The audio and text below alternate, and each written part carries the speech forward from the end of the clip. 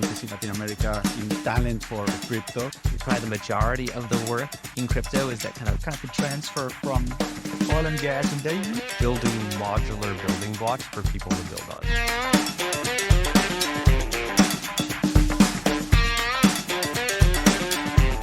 Hey everyone, thank you so much for joining the Behind the Company Lines podcast.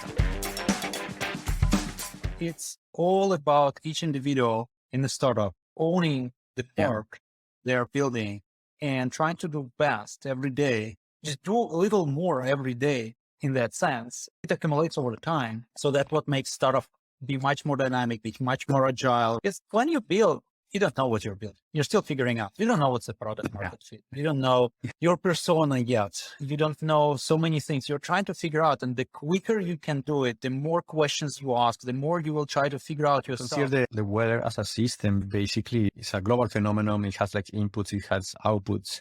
It's governed by equations of motion. You know, we understand that the earth rotates. Then we have like fluids like water in the ocean. We have the atmosphere that is also a gas that moves very differently than the water, and how the water and the air interact. Then you have also snow from the mountains creating snow melt for rivers that will go into the oceans. You have changes in vegetation that changes with seasons, and all of those ones affect the weather as a whole. So that's why we consider it kind of For a me, system. something that motivated me a lot there and also today with Stashpad is that I just love building for other developers and being able to improve my own workflow by learning from other developers and being able to kind of collaborate together and see how we're able to be more productive, get our stuff done, and also really enjoy the process. And so to me, there's nothing more magical than collaborating with someone who I really relate to because we do the same thing, right? We think in some of the same ways and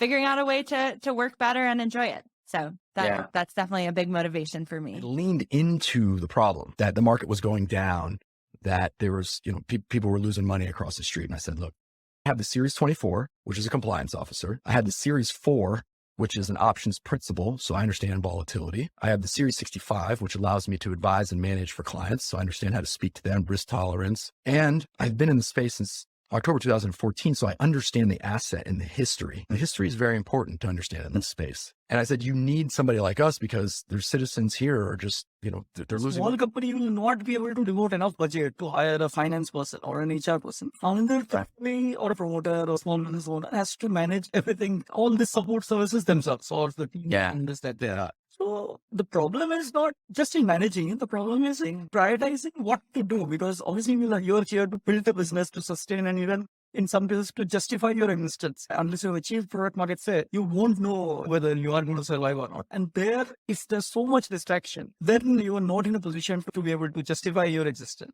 That's when I felt there has to be something simpler, easier. That's when we came up with the whole idea of Asanify.